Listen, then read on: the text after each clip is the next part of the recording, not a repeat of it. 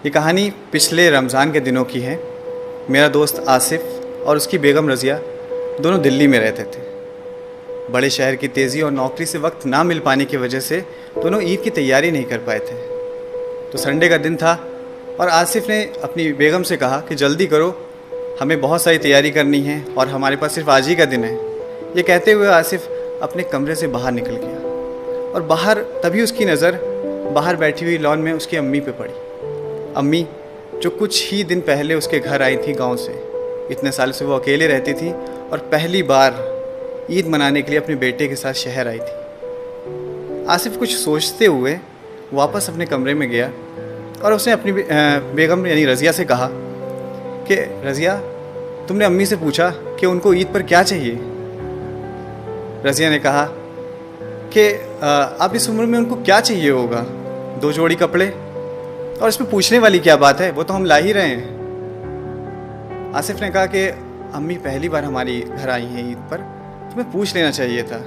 तो रज़िया ने बोला कि ठीक है, इतना प्यार आ रहा है तो तुम खुद ही क्यों नहीं पूछ लेते। रज़िया की आवाज़ में थोड़ी सी तेज़ी थी। ये कहते हुए रज़िया तेज़ी से बाहर निकल गई। आसिफ अपने अम्मी के पास गया। उसने बोला कि अम्मी, ईद पर हम लोग ख़रीदारी करने बाहर जा रहे हैं, आपको कुछ चाहिए तो नहीं? उतने में ही अम्मी ने बोल दिया कि बेटा मुझे कुछ नहीं चाहिए। बहुत ज़िद करने पर, आसिफ की बहुत ज़्यादा ज़िद करने पर अम्मी ने कहा ठीक है, तुम इतनी ज़्यादा ज़िद कर रहे हो तो ठीक है, मैं तुम्हें लिख कर दे देती हूँ। तुम और बहू इतनी सारी ख़रीदारी करनी है, कहीं भूल ना जाओ। अम्मी कमरे में जाती हैं और कागज़ पे कुछ लिख के उसको फोल्ड करके वो पर्ची दे देती हैं। आसिफ वापस अपनी कार में आता है और बैठते हुए रज़िया से बोलता है कि देखा, अम्मी को भी कुछ चाहिए था।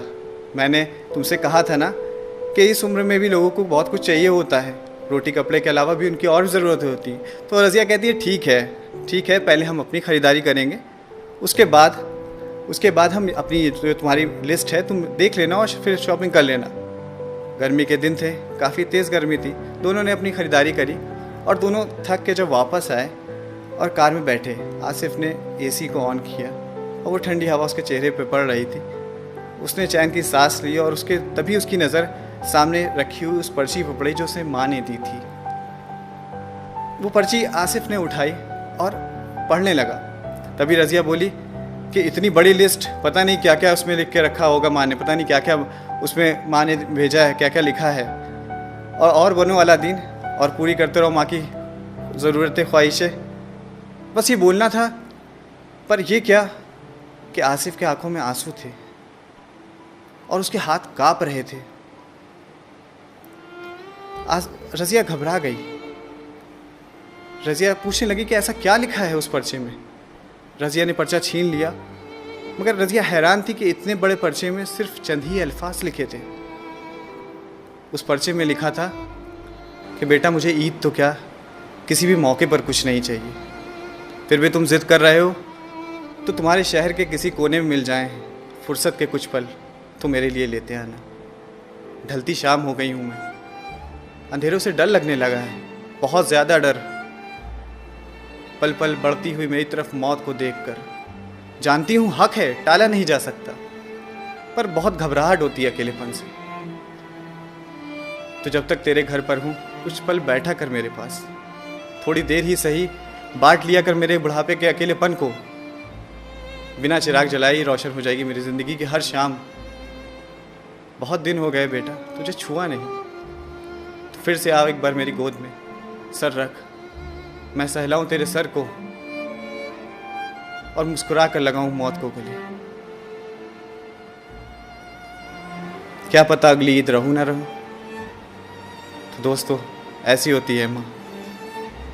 इस ईद हमें अपनी माँ को कुछ तोहफे में खाली हम सिर्फ अपनी कुछ पल दे सकते हैं। कुछ पल बैठ के उनके साथ गुजारना ही उनके लिए बहुत बड़ी बात है। तो मैं आखिरी में बस जाते जाते कुछ अल्फाज, कुछ चंद शेर आपकी नज़र करता हूँ कि खुशी कहते हैं किसे, ऐ मेरे हमदम समझ लेते। खुशी कहते हैं किसे, ऐ मेरे हमदम समझ लेते, अगर तुम दूसरों के गम को अपना गम समझ लेते। अगर तुम दूसरों के गम को अपना गम समझ लेते और कभी बहने ही नहीं देते उन्हें हम पाक आँखों से, कभी बहने ही नहीं देते उन्हें हम पाक आँखों से, अगर माँ बाप के आंसुओं को हम जमजम समझ लेते, अगर माँ बाप के आंसुओं को हम जमजम समझ लेते, मुसलसल ठोकरें तकदीर का हिस्सा ही नहीं बनती। अगर पहली ही ठोकर का इशारा हम समझ लेते, अगर पहली ही ठोकर का इशारा हम समझ लेते, और बगल वालों के घर एक भी फाका नहीं होता, अगर रोज़े का मतलब और माँ ने हम समझ लेते, रोज़े का मतलब।